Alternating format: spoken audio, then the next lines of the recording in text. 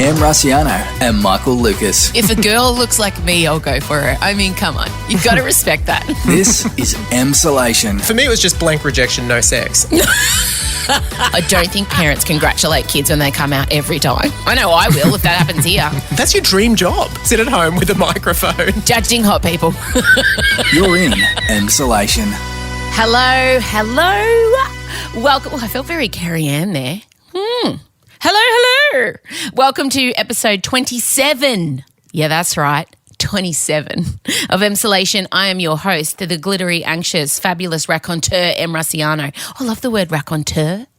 I only kind of learnt it a couple of years ago. It means a person who can tell stories in a funny and skillful way. And I started calling myself that when I didn't really know what else to call myself. Because, you know, I'm a comedian and I'm a writer and a TV presenter and a broadcaster and a podcaster and a producer and a director and a singer and I run a business.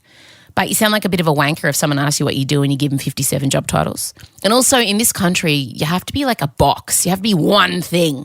You can't be all of the things. So I call myself a fabulous raconteur. But you know, all right, mate. You didn't ask my resume, did you? Sometimes I just do the sidebar on words. Look, I'm in Victoria and things are a bit grim here. The rest of the country, if you're listening now, you're in WA, you're in Queensland, you're loving life. You're out and about. People went to nightclubs. Imagine all the bodily fluids in WA. Did you see the video of people entering nightclubs at midnight in WA on the weekend? I think it was Saturday night. Oh my God. It was insane. It was like New Year's Eve. And I was watching people like hug each other and touch each other. I was like, social distancing. They were not social distancing. They were supposed to. They were told, if you go into a nightclub, stay 2 metres away from the person next to you, as if. There was so much dry humping and bumping and grinding just happening in the bloody lines. It's crazy. But not us here in Victoria. Oh, my goodness. We are facing stricter lockdowns, 70-odd cases overnight now. I understand that, you know, we have to go into hard lockdown and I just want to say I support Dan Andrews and all that he's been doing and I would hate for anyone to think that this is his fault. This is not Dan's fault and I don't want this to be – I'm worried that the coronavirus is going to be used politically soon and I don't think it should be because I really think he's done a good job. It's not his fault some families got together and break the rules. And I'm sure they're all feeling very bad for that now. But I just want to say I feel exhausted by the idea of resetting again and having to go back to isolation. Like I know that this podcast came out of isolation and I'll continue to do this podcast forever if I can. But that, you know, the idea of having to tell my 13-year-old daughter, you know, what if school stops again in Victoria? Have you thought about that? Have you thought about that we could have to be remote learning again? Homeschooling? For those of you who homeschool, I remote learned because the teachers were still present in my daughter's lives. I want to make that distinction. If you're a teacher, don't angrily at me. And I'm going to have to stop my teenage daughter from going to gaths again. That's what they call parties now, guys. Gatherings shortened to gaths. And the toilet paper, Victoria, I can't.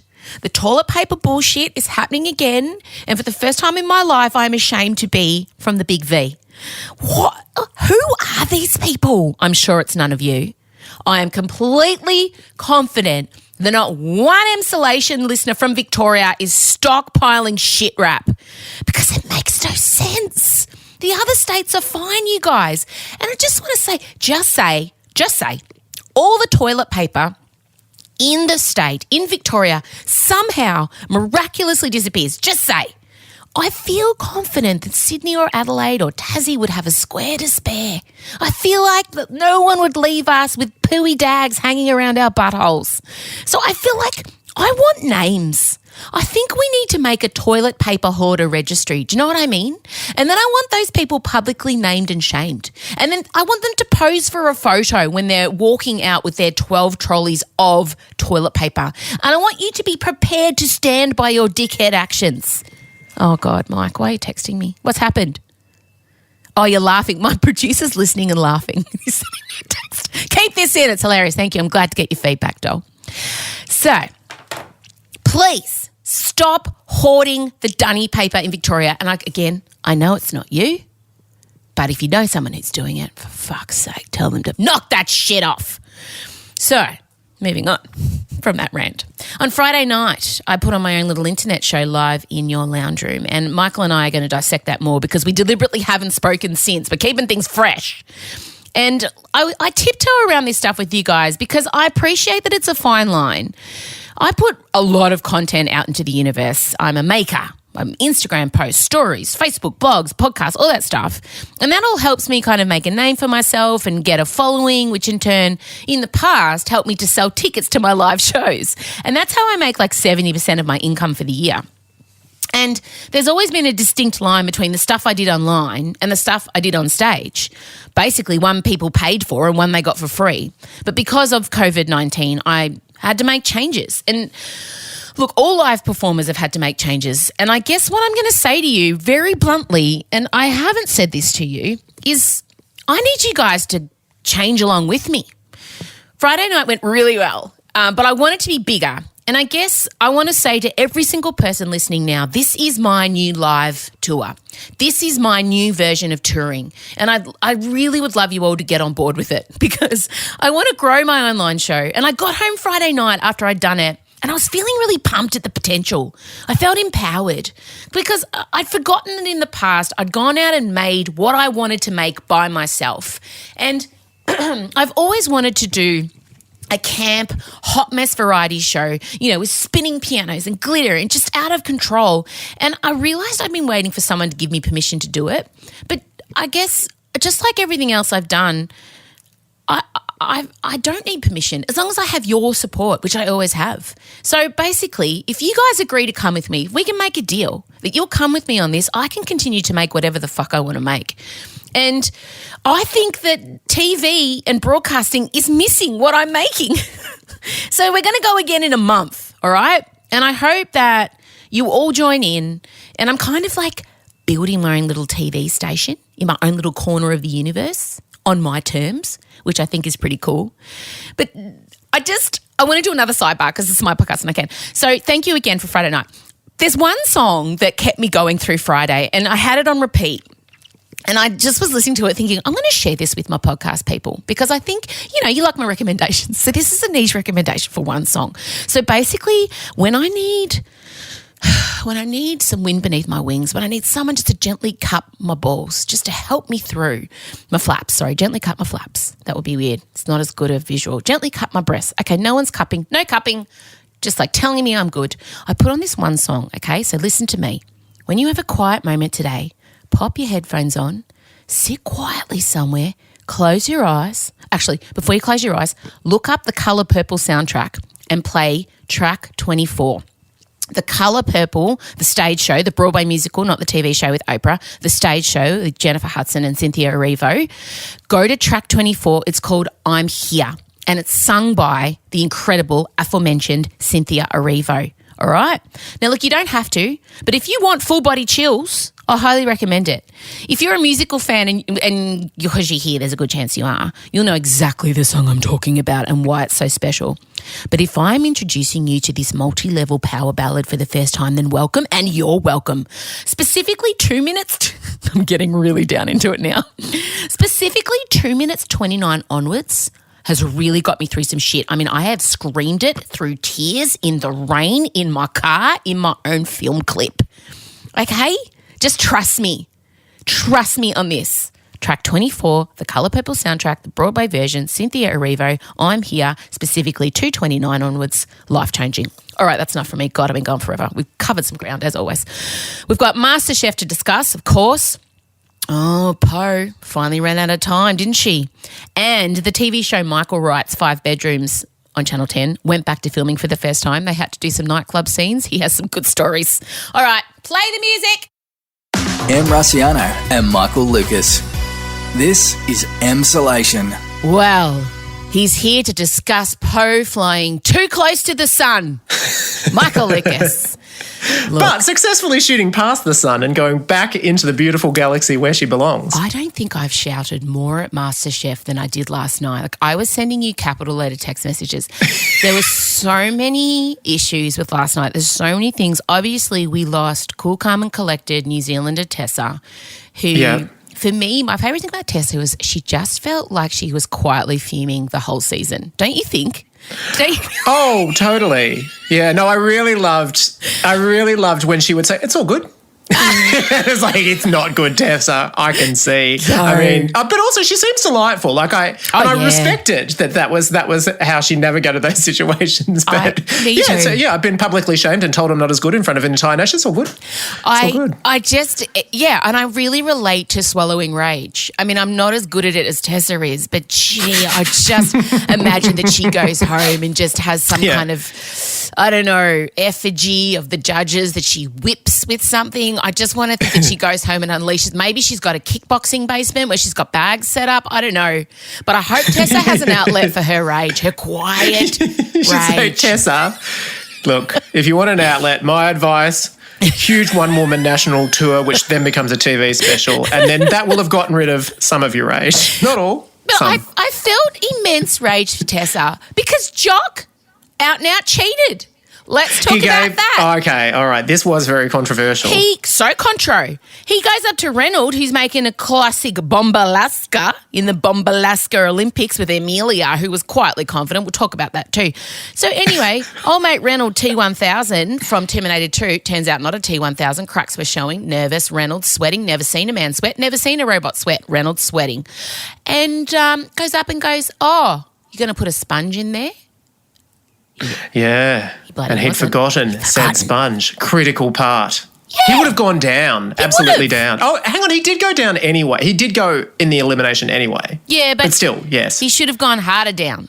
Do you know what I mean? Like, if those rules had been applied to Tessa, who was not told that capers were missing from her, tartar sauce, her tartare sauce. No one told her about those capers. Jock's like, where are the capers? It's a classic, where are the capers? You bloody told old mate Reynold that his classic was missing a classic component. It made me mad. I mean, it's hashtag Capersgate. It is Capersgate. Fair's fair. You know what? And I don't like capers in my tartar sauce. I don't even like tartare sauce. Anyway. You're really Team Tessa. I hadn't realised that you were so on board with her. I said to you, the quiet rage got me across the line every time. I'd watch her and I'd kind of write her off, and then she just with steely determination make her way through. But I also loved how super confident Emilia was with going up against Reynold. With anything she loves a classic dish. She kept saying, I stick to the rules. I love the classics. You don't have to be inventive. She kept using words like these little secret sledges at Reynold about how, he's self-taught and he just reinvents the rules. And she's like, you can't reinvent a classic. With her tight bun and her bright red lip. She's really committed. but yes, Poe finally ran out of time, and her title of Time Necromancer has been ripped off. She presented a creme brulee smoothie, and that was not okay for me. So no, completely liquid. Apparently it tasted very nice, but still liquid. Straight to the elimination. And then in the elimination, she doubles down and does the 2-dish thing. I know. And I loved how she basically told the judges to get fucked. So they're coming over and she's trying to make this tiny little dessert. She really wants to make it. And she's like, don't say anything, all right? Just don't yell at me. Just go away. And I love that. I was like, yes, dickheads, yes. Specifically Andy. Go away, Andy. Anytime anyone pushes back to Andy in any sense, you are on board. But you are cheering for them. I know if you're listening now and you don't listen to Masterchef, it feels like we've jumped in the middle, but just come with us because, it's entertaining anyway. But Andy, so the whole first challenge was about classics, and fucking Andy was walking around yelling, classic. What are we at the cricket, dickhead? Classic. And then he kept saying things like, you're either in round 2 or you're not. I'm like, what's the other choice? He's like, this is either, okay, you're either going to make this a perfect cook or you're not. He kept doing that. Did you wake up at 2 a.m. Yes. and chanting to yourself, you're in round 2 or you're not? And then Melissa said about he did the thing that drives me crazy. She said to Reynold, the flavours were great, really complex mix. I loved the hit of acidity, but your sponge was too thick. Andy straight away, yeah, it was good flavours, but that sponge, mate, it's too much of it. I was like, oh my God. I just want Melissa to take out one of her statement earrings and hit him with it.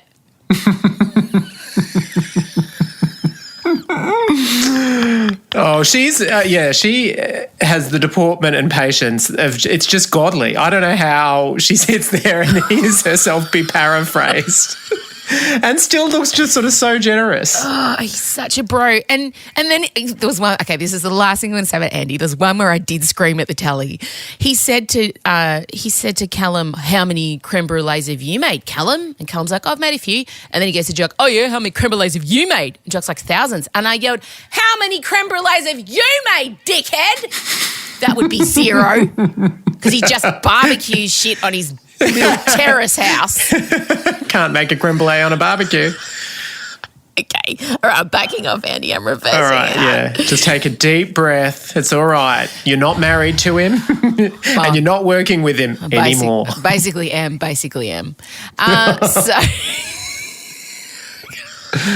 Oh, that's an in-depth analysis, isn't it? But all right, so before we move on from MasterChef, who do you think's going to win? Who do you think now?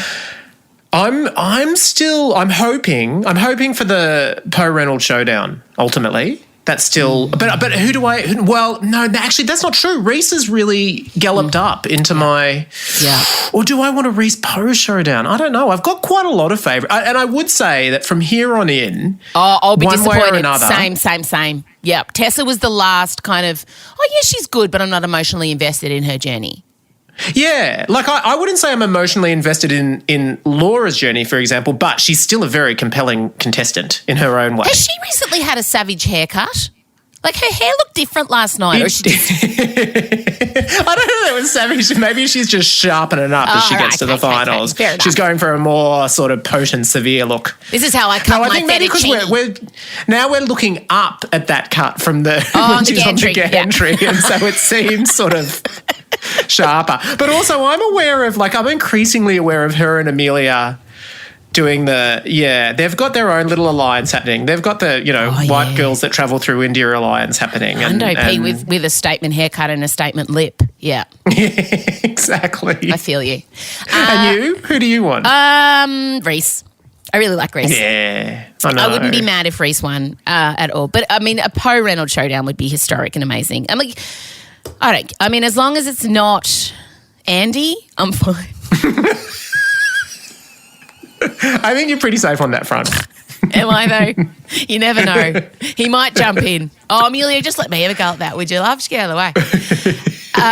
Now, it's important for our Emsolation crew to know that you went back to proper shooting last week of 5 bedrooms. We did, and went back to proper shooting, and we're one of the first location-based shoots in the entire world. So there's things like Neighbours that are in the safety of a studio, but we're out there in the world shooting, and then we managed to time it after 3 months of sitting there not doing anything.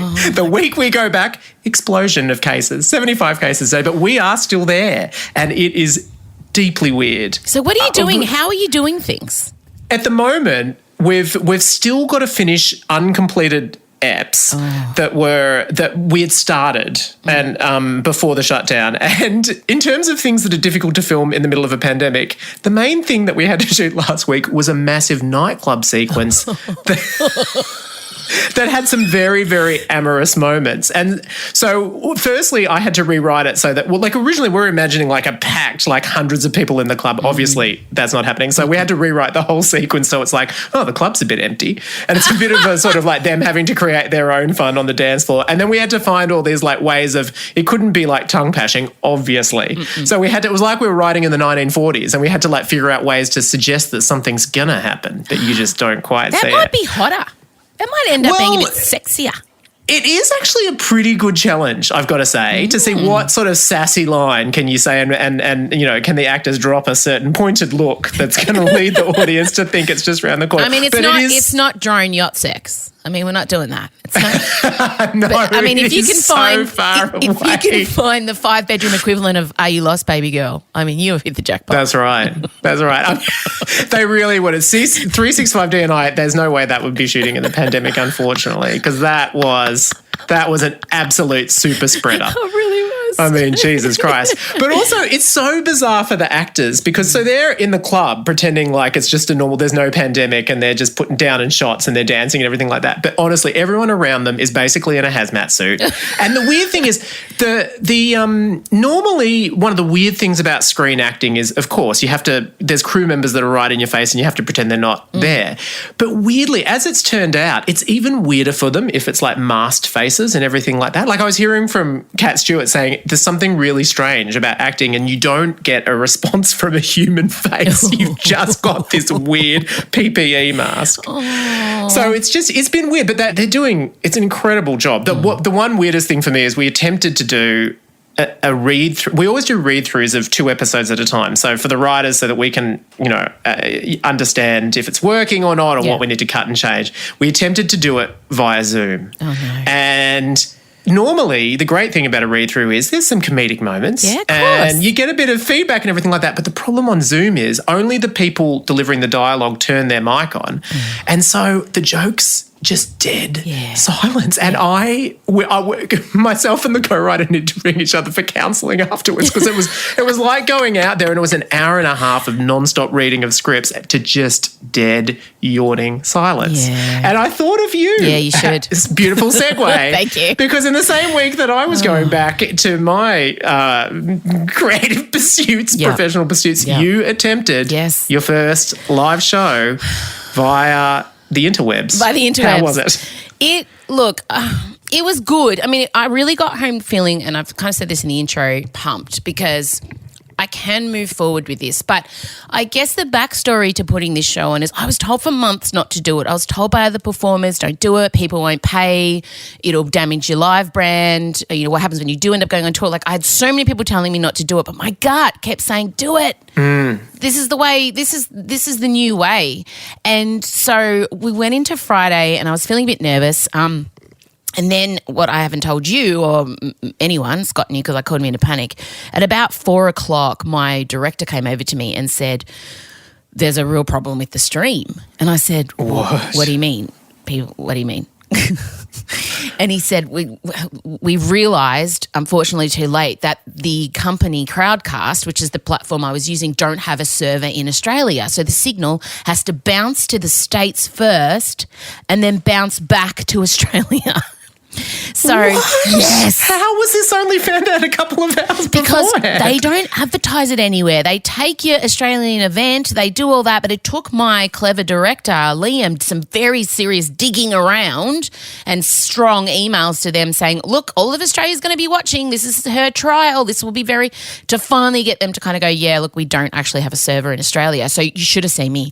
I threw up. Oh, God. And I said, you threw up, then you guzzled rosé? I did. I threw up. And so all my prep went out the window. Normally I run the jokes. I write myself a little dot point. Like I get really centered and I spend some time listening to music. But I just went into complete panic mode. I started spiraling. I was like, you guys, if this doesn't get up, people are never going to trust me again. They're not going to want to come and watch another one. I get one shot at this. I get one go at making this good so that I can build it. And they're like, we know it's going to be. So they said, we're going to tweak some things and try some things. I had 10 amazing AV gays. It was a completely homosexual crew, thank God. And they were all busy working away. And I went backstage and started getting ready and I was crying and I was just like, I'm trying so hard to keep my career going and I just feel like I'm just going to let it. Oh, you should have seen me. And I had everyone backstage in tears. Like they're all just like, we know. And then. Oh, fuck, it would have been so good if this was a rockumentary. This would have been, for devotees of like the Katy Perry movie or the Madonna movie, like there's nothing better than the leading lady breaking down moments before stage. I was. And Danny, the guy who does all my costuming and sets, Danny Petrovsky, amazing. He's like, you've just got to be Katy Perry in Rio. I'm so glad you mentioned Katy Perry because in Katy Perry's documentary, the moment Russell Brand breaks up with her husband over the phone, she's moments away from playing at like 100,000 people in Rio. And as they're pushing her up on stage on her platform, she's got tears streaming down her face. A makeup artist is brushing them away, and then she just puts a smile on and appears on stage. Paralysed with grief. Absolutely paralysed. And then she gets up there and she's like, California girls. She's got cream shooting out her tits, like the whole thing. I'm going to come out and say, as superbly entertaining as your show was, I reckon some of what you'd been through was apparent when you came in, but in a good way. You turned it into gold. It was a but mess. you did come on like someone who had been through a severe emotional trauma and was feeling pretty loose. I was a mess. I'm sorry if that was. I'm normally very professional on stage. I mean, professional in a loose way, but I know my shit. I hit my marks. Like, it's all pretty tight. But Friday night, I felt like the edges of my brain were starting to fray and dissolve. I couldn't grab anything. I couldn't read anything.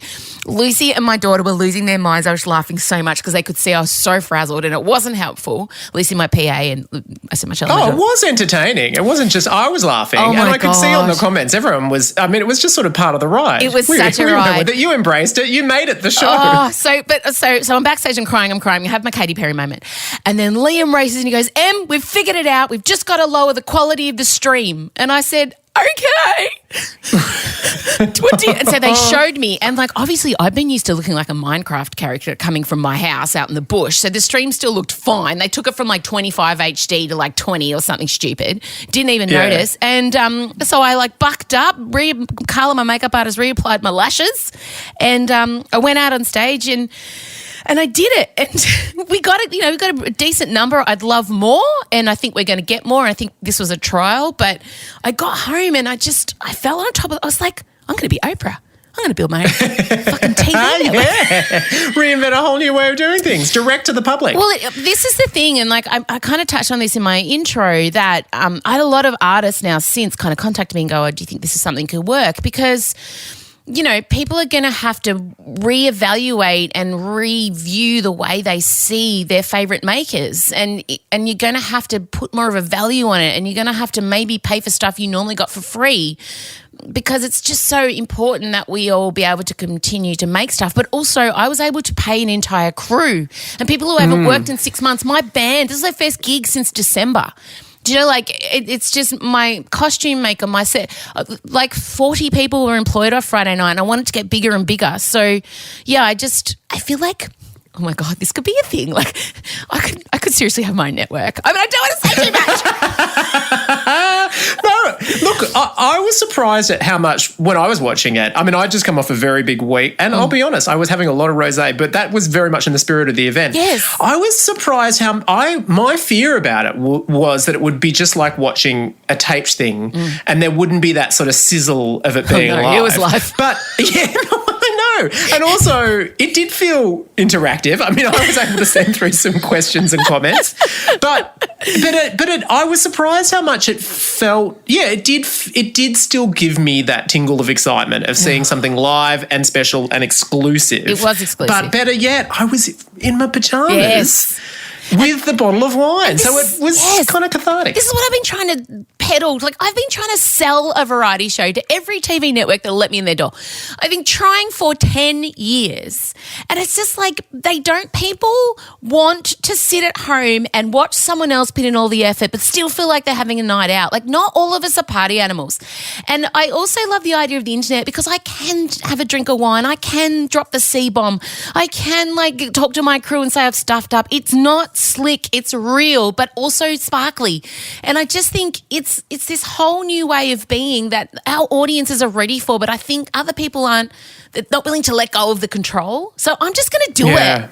And if it doesn't work, fine, but God, imagine if it does. Oh, I know, incredible. I have to say, I particularly loved how many times you would bring up your board of notes, of jokes, so we could see. There was a plan here. There was. Again, I think you did it about 4 times. You go way off track, because I'll show you again. Look, here we are. Look at this. I did the work. In the end, I could really deliver that whole show again as I scripted it in a month. Like, I just did. I barely touched it. So, you know. It sort of reminded me of, like, I don't know, people who had commissioned some sort of building going to a site and being like, why is there's this crazy sculpture here? We wanted an apartment building. She's like, well, here's the plans. No, I have them. I did the plans. Instead, you've got something beautiful. I also loved it how the show sort of ended and then you went back to like have another private word with the audience as well. I love the private words. Every show should have private words. And that's what the segment will be called, private words. Private words. Can I have the private words camera, please? Because sometimes, but I was in this cavernous room with like 20 millennial gays who the jokes weren't pitched at, let's be real. So I was not getting the laughs. And the only thing, and I was really sad about 4 a.m. because I didn't sleep at all Friday night, mainly because I was drinking rosé straight from the bottle and like could not sleep because my body temperature was just trying to cope. But I just feel like I was very sad to not have my people in the room. And so hopefully we can get on top of this, whatever's happening in Melbourne, and I can start allowing people in the room because that's the element. Because my improv is at its best when I can bounce off the crowd. So that's the only element missing is that live aspect. But we are working on roller skaters for the next one. All you would need is, you'd really only need like 12. And it would probably be enough. I think 12 of your fans, 24 bottles of rosé. And 10 behind the scene gays. It's amazing. It's my dream. It's utopia. It's my utopia. All right. I think that was very in Who Cares? I just have to say, we have had, from Friday night, the response has been incredible, and I was so nervous about how scattered I was, but people did seem to really love it. So thank you if you've sent me messages because you did buoy me a lot. Like I feel I can do this. I feel like we can do it. It's just going to get wilder each month. We're going to do it once a month, just so everyone knows. I have to say, given the bar you've set, imagining it even wilder that's a dazzling I sent an email Saturday to Danny and said, please find me 4 roller skaters. Oh, my God. I'm also up for I want surprise guests too. Oh, yeah, that's going to happen. But I couldn't have a surprise guest until I knew. No, of course. You've got to, standards. Well, you're going to be the first. People are gagging for you to be the guest on the next one. So, do they want me to sing? Oh, my God, please sing. Yes. Oh, no. We should definitely do a duet. We should just go ahead and do it. We haven't even spoken about, listen, on Thursday, preemptively, we need to talk about the fact that I've been approached by Disney. That's a teaser. That's a teaser for Thursday's ep. I have been approached. Disney, listen to our podcast from last week and us gushing about Hamilton. Oh, my God, which is happening this week, this Friday, but we're not going to talk about it yet. Disney have approached. Disney want me as a part of the Disney family. Oh, my God. As an extension, you in the Disney family. So, but we'll talk about that. It's very exciting. Dreams really can come true. They absolutely can. Oh my God. When you wish upon a star. It's wild. Anyway. Thank you. Good reference. All right. I'll talk to you later because we still have to debrief on a few things that I can't put to air. All right. Okay. Jesus. Okay. All right. I'll talk to you later. Look forward to it. Okay. Bye. This is Emsolation. All right, gang. That's it for episode 27 of Emsolation. What should we call it today? Hot mess, probs. I am a hot mess, aren't I? That's what I want to call my show, Friday Night Hot Mess. What do you think? You in? Or Glitter and Good Intentions. What about that? It's probably a bit wordy. Hot mess is good. You know what else title I love? Blood, Sweat and Sequins. All of those things could be on my gravestone, could be the name of an autobiography. Thank you so much for joining us again. We'll be back Thursday as teased. We've got more things to discuss. Disney have heard Michael and I and want to be a part of the Emsolation family. We'll think about it. No, we'll give you more information on Thursday. I'm pretty excited. Not just the Emsolation. They just want Disney want to align with me. Did you think you'd ever hear that sentence? I'm quite happy, to be honest. We obviously have to talk about Hamilton. It's going to be on the telly on Friday. Michael and I are well pumped, as you know, if you listened to last week's pod. But that's all from me. Tell your friends about Emsolation. Subscribe. If you're in Melbourne, please just keep your germs to yourself and stop with the toilet paper. Right? Just calm down. Can't have it anymore. It's pushed me over the edge. Okay. Love you. Bye.